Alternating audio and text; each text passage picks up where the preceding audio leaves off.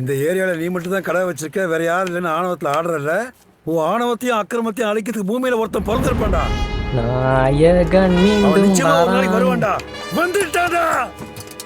Hero இன்ட்ரோடக்ஷனா மிளகா சட்னி எடுத்து மூஞ்சில ஊத்திடுவேன். 8 திக்கும் பயம் தானே.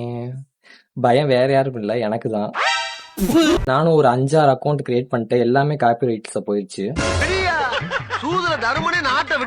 அப்பெல்லாம் பாத்தீங்கன்னா ஸ்டேட்டஸ், கண்டென்ட், மீம் ரிலவெண்டா இந்த மாதிரி தான் எடிட் பண்ணி போஸ்ட் பண்ணுவேன்.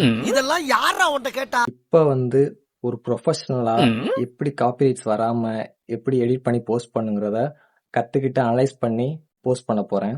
ஜெயிச்சவங்க தோத்தவங்க அத்தனை பேர் பாடத்தையும் படிச்சுட்டு பல பேரோட உந்துதலை ஊக்கமா எடுத்துக்கிட்டு இருந்தாலும் பயமா தான் இருக்குது. இருந்தாலும் நரைக்க அப்படி வந்துருவானோன்னு பயம். அவளாம் வரமாட்டேன். என்னோட நேட்டிவ் பாத்தீங்கன்னா ஆர்ட் ஆஃப் தமிழ்நாடு. நான் படிச்சது மோஸ்ட் ஆஃப் தம் போட பிஇ தான். இன்ஜினியரிங் தான். அப்புறம் 2 வருஷம் பாத்தீங்கன்னா ஐடில ஒர்க் பண்ணினேன். என்னோட கரியர் உச்சத்துல இருக்கும்போது இங்க பேசிக்கிட்டு இருக்கா. சரி உச்சத்துல போய்கிட்டு இருக்கும்போது டியூ டு மை பேரண்ட்ஸ்னால அவங்களுக்கு ஹெல்த் இஷ்யூலாம் இருக்கிறதுனால அவங்களோட அவங்களோட பிஸ்னஸை வந்து அவங்கள பார்த்துக்க முடியல. ஸோ அவங்களோட ஆசையினால நான் அவங்க பிஸ்னஸை நான் பார்த்துக்கிற ஒரு நிலைமை வந்துருச்சு. என்னதான் நமக்குன்னு ஒரு கோல் இருந்தாலும் அவங்களுக்காக அவங்க ஒர்க் பார்க்குறதுல ஒரு ஹாப்பினஸ் நமக்கும் இருக்குது.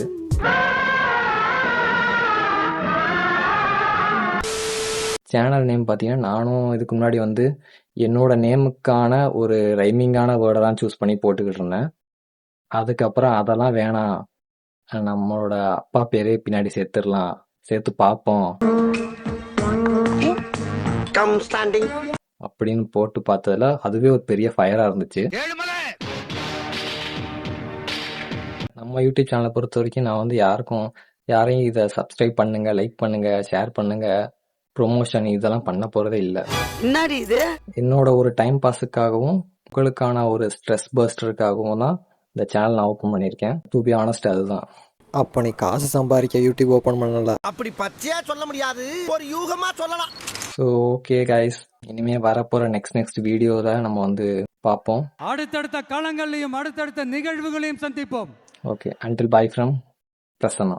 Sorry, Prasanna Ezhumalai. Bye by.